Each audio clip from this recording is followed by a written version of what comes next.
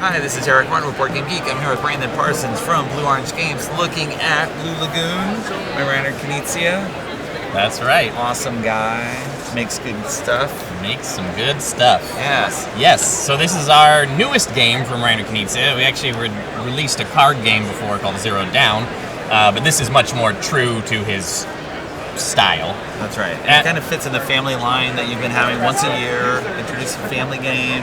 Yeah, exactly. Here. Exactly. Although this is from a German now instead of a Frenchman, so we're expanding.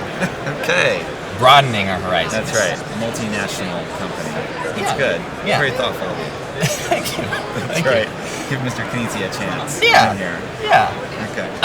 What are we doing? So this is a 2 to 4 player abstract strategy game about set collection, and I believe the word on Board Game Geek is network building, where you are trying to gather the resources on the board by building out a network of your tokens. You might need these. Yes, we do need these. You are familiar with this game.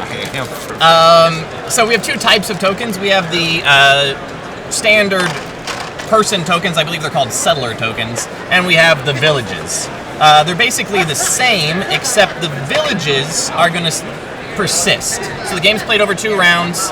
Round 1, we're going to come in from the water. So you can place your token anywhere you want to on the water. That's right, sailing in, Polynesian Islands. Yeah. Taking over the islands here. On future turns, you can either place anywhere on the water, or you can build off of your existing tiles. And so I could place one next to this water and gather this resource. That's right. I'm going to come over here and cut you off. Yes. This is yes, what you do. Now, if I place a village token, it's basically the exact same thing as the settlers, except, as I said, it's going to persist, because at the end of the round, we're going to wipe everything off, we're going to reset the resources, and only the villages are going to remain, and they are where we're going to build off of in the second round. So the first round, come in the water, second round, expand from the villages you laid out. Yes. And that's basically the game. On your turn, you place one token.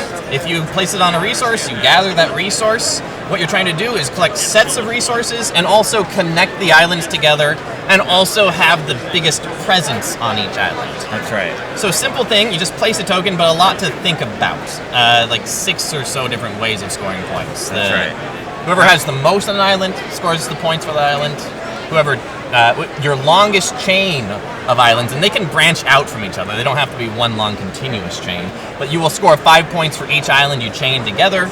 If you're on 7 or 8 islands, you get a bonus because you're like, I'm all over the place. Yes. You can't avoid me. A very important one to do too, because if you don't get that 7 islands, you're basically you throw away a bunch of points. Falling behind.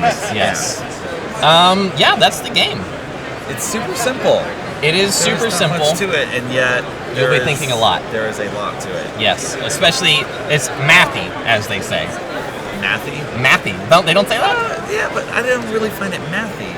Did you do the scoring at the end of the round? Okay, yes, we did. There is like a checklist, and you're like doing sorts of things. But while you're playing, I'm not mathing it out and being like, this is going to be 3 extra points, and this is going to be that, and this is going to be that. Maybe I'm more a gut player. I think so. I have played a lot of AP games with this. Like, if you are the type of person who enjoys math, that's a good mathy.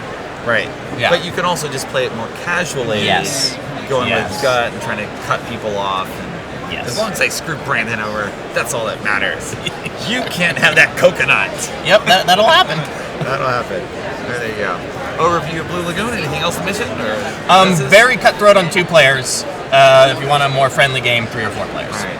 I mentioned as well, I talk about it in my overview, where it's like it's photosynthesis, where it looks super friendly. And you can play it super friendly, but it's also, there is no luck. Mm-hmm. It is just up to what we do. Yep. So, be as mean as you want to be. You got it. All right. Thank you, Brandon.